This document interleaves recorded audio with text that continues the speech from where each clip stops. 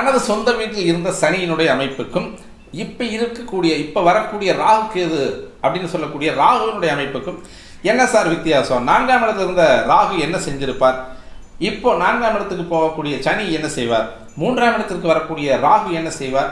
4ஆம் இடத்துக்கு 3ஆம் இடத்துல இருந்த சனி என்ன செய்து இருக்கிறார் அப்படின்னு பார்த்தோம்னா, 3ஆம் இடத்துல பெருசாக சனி உங்களுக்கு 7.5 சனி விட்டுருச்சு அப்படிங்கிறது மட்டும்தான் ஒரு பெனிஃபிட், அதாவது ஒரு சிறப்பு தன்மை அப்படின்றத சொல்லலாம். ஆனால் ராகு 3ஆம் இடத்திற்கு வருவது அதியோகங்கள், நல்ல சுபயோகங்கள், தெளிவான யோகங்கள், அருமையான பலன்களை தரக்கூடியவன், வல்லமை மிக்கவனாக வரக்கூடியவன். அதாவது கேதுவுக்கு அடுத்தபடியாக இருக்கக்கூடியவன் ராகு அதீதமான பலம் பொருந்திய கிரகம் அப்படின்னு சொல்லக்கூடிய ராகு இங்கே 3ஆம் இடத்துக்கு வருவது அப்படின்னு சொல்லக்கூடியது. பொதுவாக ஜனனகால ஜாதகத்தில் 3ஆம் இடத்தில் ராகு இருப்பானேயானால், அதாவது லக்கணத்துக்கு 3ல் ராகு இருந்தான்னா பொதுவாக அந்த தசையோ அல்லது அந்த தசை சம்பந்தப்பட்ட புத்தியோ நடக்கும் பொழுது இந்த ராகு அப்படின்னு சொல்லக்கூடிய, பொதுவாக தசை தான் நடக்கணுங்கிற அவசியம் கிடையாது.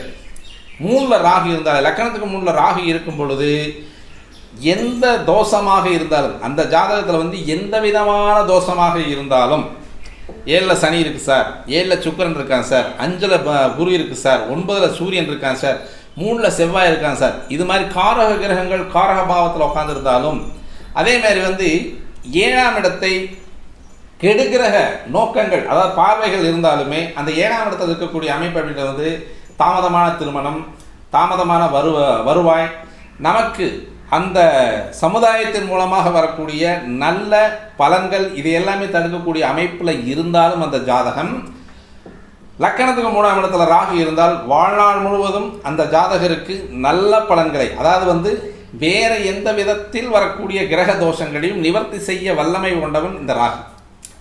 அப்போ கோச்சாரத்தில் வரக்கூடிய ராகு அந்த வேலையை செய்வானா சார்? கண்டிப்பாக செய்வான். இந்த 1.5 வருஷத்துக்கு அந்த ராகுனுடைய அமைப்பு அப்படின்னு சொல்லக்கூடியது உங்களுக்கு அருமையான பலன்களை தரக்கூடியவனாக இருக்கான். 3ல் இருந்த சனி அப்படின்னு சொல்லக்கூடியது வெறுமனை 7.5 சனி போயிருச்சுன்னு மட்டும்தான் வச்சுக்கணும் ஒழிய, 3ல் வரக்கூடிய ராகு அப்படின்னு சொல்லக்கூடியவன் மிக உயரிய அந்தஸ்தான கௌரவமான பலன்களை தரக்கூடியவனாக வருகிறான். அப்போ ராகு உட்கார்றது நல்லதா சார்? கண்டிப்பாக நல்லது. 3ஆம் இடத்துல ராகு, 6ஆம் இடத்தில் ராகு, 11ஆம் இடத்தில் ராகு. ஆனால் 11ஆம் இடத்துல இருக்கக்கூடிய ராகுனால ஒரு சின்ன விஷயம் நடக்கும், அதாவது எதிர்பாலின கவர்ச்சி அப்படின்றது 11ஆம் இடத்துல இருக்கக்கூடிய ராகுனால வரக்கூடியது. அதனால தான் ராகுவை கெடுகிரகம் அப்படின்னு ஏன் சொல்கிறேன் அப்படின்னா, இது முழுக்க சுயநலம் அப்படின்னு சொல்லக்கூடிய தன்மையை கொண்டவன் ராகு. இந்த ஜாதகருக்கு நல்ல பலன்களை நிறைய தருவான். ராகு பலத்த ஜாதகர் நல்ல பலன்களை தனக்கு தேவை